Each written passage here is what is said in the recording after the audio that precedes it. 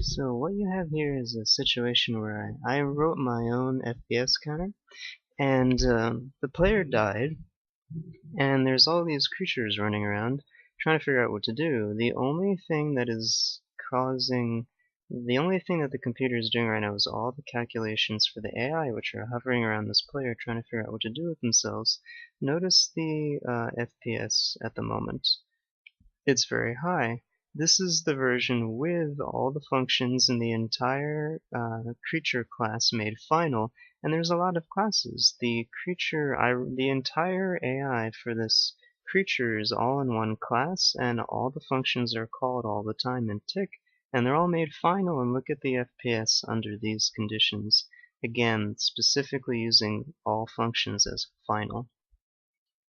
So I'm recompiling my code with the functions not made final, and just all I did, I changed nothing else about my code, I just took out that one keyword.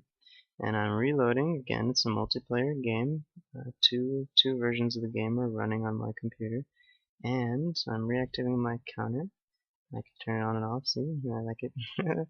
And now I'm going to load that same level, and I'm going to go in game, and I have to wait for the creatures to load because of the network and the network speed. Now I'm doing the same thing that I did before, and they're clustering again. Look at them clustering.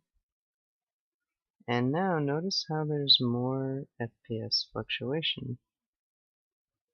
Look at the there's some stray bullet there. Look at how there's more fluctuation, there's less consistency. Now, you might want to say, oh, that's a fluke, but I've seen it enough times to note that there is a difference. This is certainly not a solid 62 the way it was before.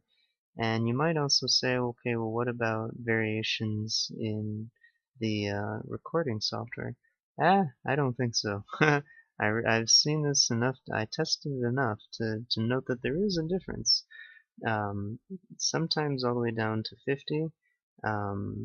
Remember, now you might say, oh, you're looking around, you weren't doing that before, but I was. If you look at the previous video, I do actually zoom around and look around, and so notice there's much more fluctuation with the functions not made final. And again, there's nothing else going on in this scene. It's a static level with just a bunch of these AI creatures trying to figure out what to do all at once, all packed together, because the player died.